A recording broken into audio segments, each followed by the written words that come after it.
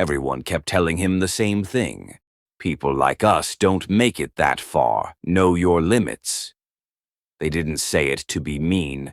Most of the time, they said it casually, like they were just stating facts, like gravity, like something you don't even argue with.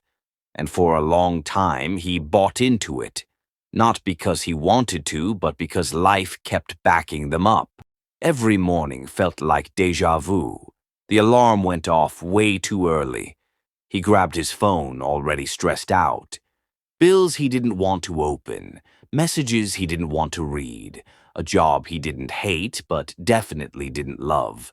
Just enough to survive, just enough to stay stuck.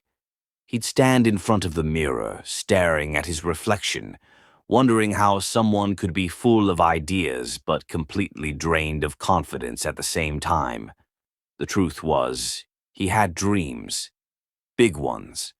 The kind you don't talk about because people laugh. The kind you keep locked away because they feel fragile. He imagined a life where he wasn't constantly second-guessing himself. A life where he wasn't living someone else's version of playing it safe.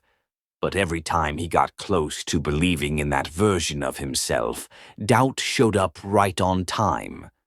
Who do you think you are? Why would this work for you? What makes you special? And the worst part, those voices weren't always coming from other people. Sometimes they were coming from his own head. So he played it safe, followed the rules, waited for the right time. He told himself he'd start once he felt more confident, more prepared, more ready. But the longer he waited, the smaller his belief got. Confidence didn't grow, it faded. And one day, a scary realization hit him hard. He wasn't afraid of failing anymore. He was afraid of never even trying. That realization shook him. One night, after another long, exhausting day, he sat alone in his room. Lights off, city noise slipping in through the window, phone in his hand, scrolling through other people's lives. People building things, people chasing goals, people failing out loud and still getting back up. And one thought hit him and wouldn't let go. What if the only thing actually holding me back is that I don't believe I can? That question flipped everything. He started noticing how often he talked himself out of opportunities. How many times he quit in his head before quitting in real life. How many chances he never took because he assumed the ending before the story even started. And for the first time, he understood something most people never do. Self-belief isn't loud, it's quiet, it's subtle. And when it's missing, everything feels 10 times harder than it needs to be. So he made a small decision. Not a dramatic one, not some movie moment leap. Just one rule. Stop counting himself out before the world did. He didn't suddenly become confident. He didn't wake up fearless. But he started moving differently. He showed up even when he felt unsure. He spoke up even when his voice shook. He tried things without waiting to feel ready. At first, it felt awkward, uncomfortable, straight up embarrassing. He messed up. He failed in front of people. There were moments he wanted to disappear. But then, something unexpected happened. Every time he didn't quit, his belief grew just a little. Every time he survived a setback, fear lost some of its grip. He realized something huge. Confidence doesn't come before action. It comes from it. Self-belief isn't something you magically find. It's something you build, decision by decision. People around him didn't notice right away. To them, he looked the same background, same resources, same limitations. But inside, something had shifted. He stopped asking, "What if I fail?" and started asking, "What if I don't even try?" And that question pushed him forward on days motivation completely disappeared. Progress was slow, painfully slow. Some weeks felt pointless. Some days doubt came back louder than ever, days where he questioned everything. But now he didn't see struggle as proof he wasn't good enough.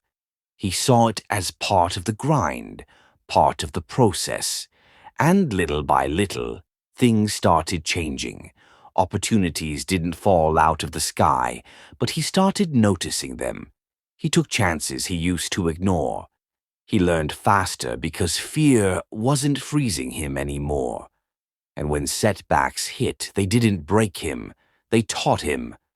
Failure stopped being a final judgment and became feedback. One day, someone asked him, "When did you get so confident?" He almost laughed, because the truth was he still had doubts, he still had fears. The difference was, they didn't run his life anymore. He finally understood something most people never figure out. Self-belief isn't about thinking you'll always win. It's about trusting yourself to keep going even when you don't. Looking back, it all became clear. What held him back was never money, talent, or opportunity. It was the story he kept telling himself about who he was and what he deserved. The moment he changed that story, even a little, his whole direction changed. And that's the part nobody talks about enough. You don't need to be fearless to move forward. You don't need permission to believe in yourself. You don't need perfect confidence to start.